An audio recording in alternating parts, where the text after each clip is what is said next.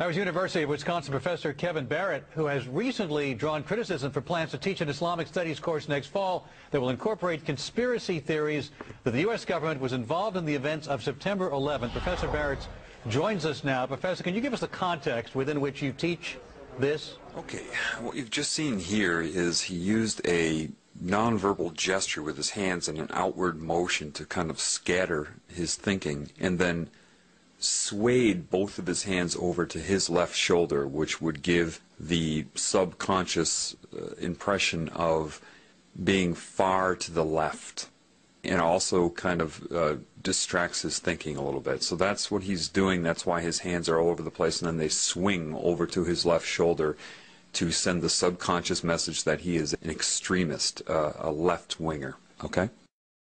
Can you give us the context within which you teach this? Well, yeah, sure. I'm teaching an introductory course on Islam, and I think it's really important to cover these contemporary political issues, and one of them is, of course, the so-called war on terror. Now, the fact is that the great majority of the world's Muslims believe that 9/11 was an inside job. But that's your opinion, right?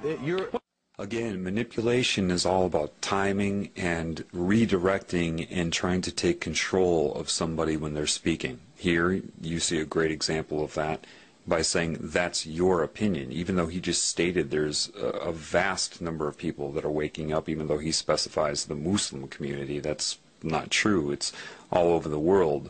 So the journalist's responsibility to misdirect his thinking and to mislead you is to follow up and say, but that's your opinion, even though he stated that it wasn't just his opinion. But it doesn't matter, because people believe what they hear from newscasters. They take in the barrage of words, and the newscaster here understands that. So if he says that, he plants that seed.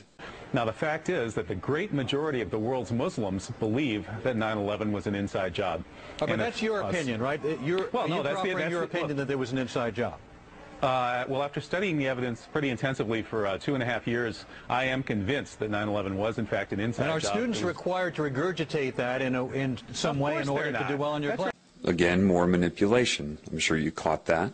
Even though this very system of the world creates people to regurgitate, they will often accuse people of doing the things that they do. It's just part of it, okay? So by saying our students required to regurgitate that gives the subconscious impression that he is controlling their minds and not teaching them to think, when in actuality, to be able to see through the media, to be able to see what is going on, is not regurgitation. Any person that does regurgitate and only memorize and not think would not be able to see through it anyway. It doesn't matter. This is reverse psychology. This is just not even that. It's just manipulation. It's just name calling. It's I'm rubber, you're glue. Again, this is a way that he disrupts the guy's thinking with petty comments like that. He knows that this type of person would never want anybody to regurgitate anything, because that doesn't allow them to learn to think. Doesn't matter. If there's an audience to this, he plants that seed again.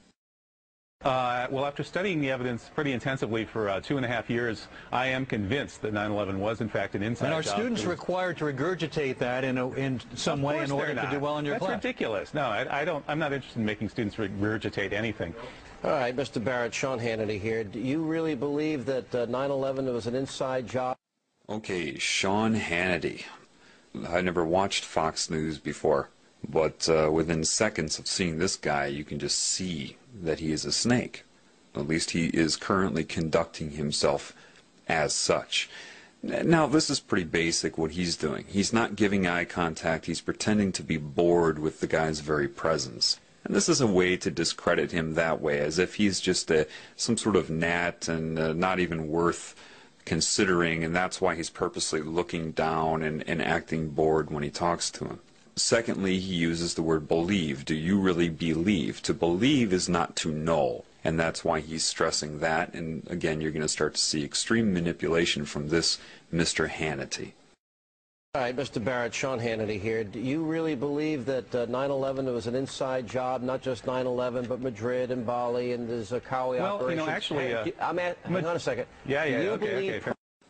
All right, so what he does is he tries to take control of this conversation right away. He insinuates something, and the professor was smart enough to catch what he was saying, and then when he tried to respond to that, he interrupts him to take control. Now, notice, and I'll point this out in a little bit, when he puts his hand up in the OK sign, you're about to learn what that really means and what they use it for. But for now, just understand that that's how they'll do it. They'll insult you while they speak and try to continue speaking before you can actually reply to it.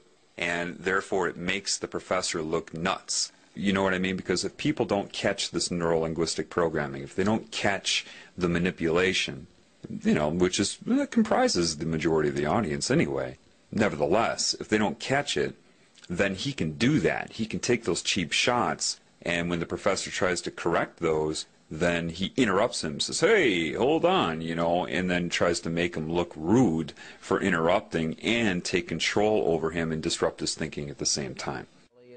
Well, you know, actually... hang on a second. Do you believe personally that these are inside jobs, yes or no? It's not quite that simple. Okay, believe personally, that's another way to plant that into your psyche, that it is just he that believes this, and then he uses the yes or no trap, because that is, again, misleading if you can't see that. The way he twisted around that question would not allow the professor to be able to give a yes or no answer, because he injected manipulation into the question itself. So, when the professor tries to say that, of course, then it puts him under pressure. The professor is smart enough to catch that, and it isn't that simple, and he understands. The professor knew, of course, what I'm telling you right now.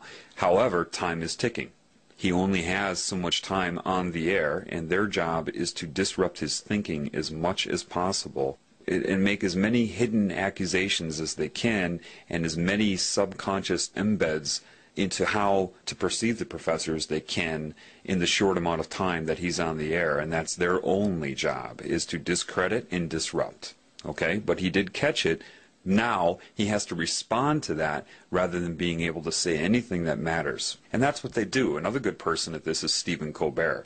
If you watch Stephen Colbert with any of his interviews, his whole job is to discredit and disrupt. That's what he does, and you keep it moving. It's very, very petty, but these are the people that you allow to run you, okay? So know that, and that's what's going on right here. Yes or no? It's not quite that simple. I do know, I don't believe, I know that 9/11 was an inside job. Professor Stephen Jones has found residue of thermate on the steel samples from the World Trade Center. We now know that it was taken down in a controlled demolition. All right, so you believe that the buildings came down in a controlled demolition? Okay, so the professor did a really good job of identifying his manipulation by saying, I don't believe, I know.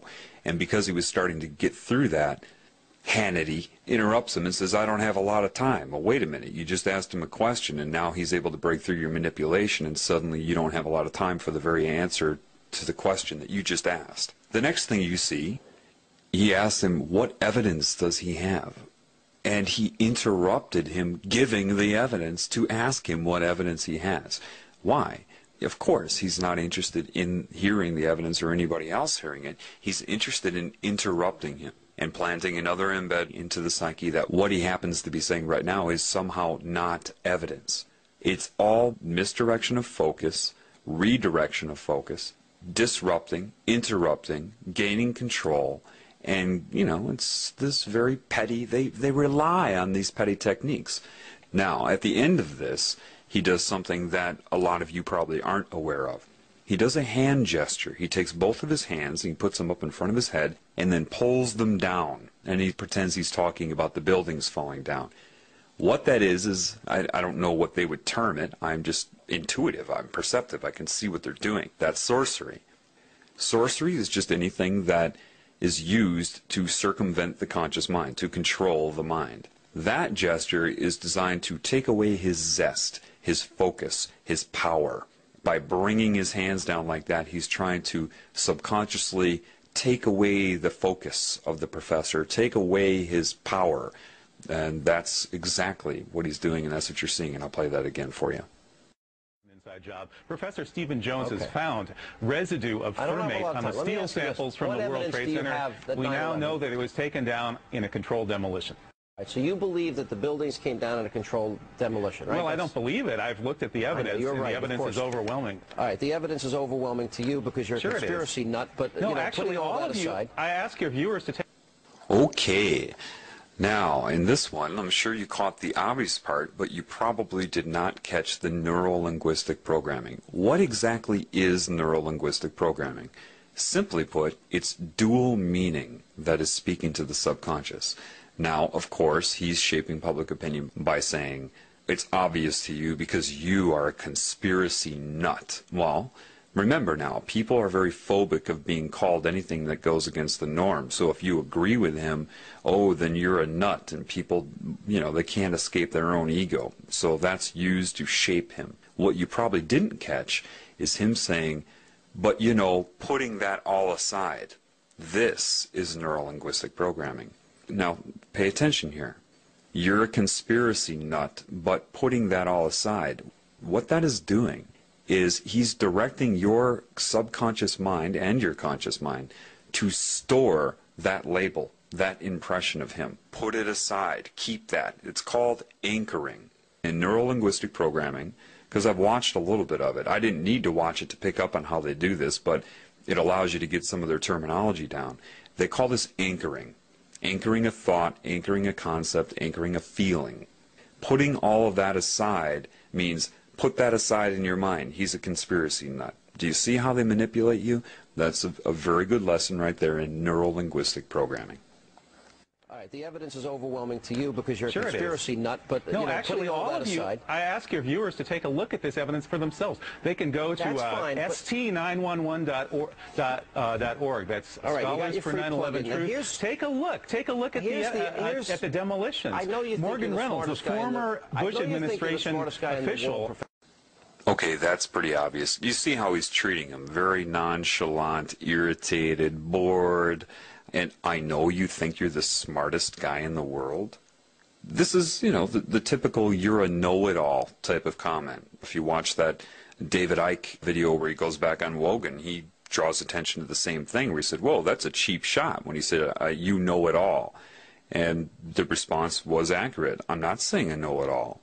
But people are trained to hate people who, quote, know it all. Why? Because they want you to be dumb. That's why in society you have catchphrases that go around that people use, like, you think too much, you're too deep, you know it all. These have all become derogatory terms in this new Orwellian society. Haven't you noticed that?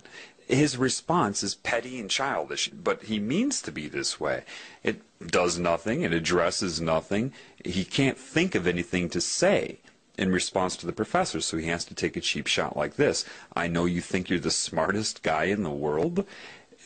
That should be obvious to you, that is just overdoing it, creating, manifesting an insult, just, again, for one reason and one reason only, to disrupt his thinking and to program your mind on how to view him. Take a look at the demolitions. I know you think Morgan Reynolds, a former Bush administration official, says that the Bush administration blew the World Trade Center to kingdom come. That's a direct quote from a member of the Bush administration itself. I know. They blew the World Trade Center to kingdom come. The Jews were told to leave. Well, we've heard a lot of these sick, bizarre theories. Okay, so suddenly he's an anti-Semite? When did that come about? I didn't hear him say anything about the Jews.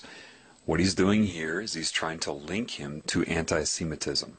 That's what they want to do. Now, anybody that's really trying to speak the truth in this world has no interest in focusing on a group or even an individual. What they try to focus on is the problem in general, outside of any group or individual that may be manifesting the symptoms of the problem. But again, what he's trying to do here is, in your mind, link the professor to being part of a hate group, someone that's going to target a group or an individual and make you link the terms sick and bizarre to the professor.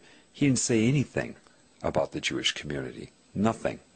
So catch that. See how he's trying to link the professor to it. The World Trade Center to kingdom come. That's a direct quote from a member of the Bush administration itself. I know. They blew the World Trade Center to kingdom come. The Jews were told to leave. Well, we've heard a lot of these sick, bizarre theories. I don't believe any of them, but you're allowed to believe what you want, but that's not what's at hand here.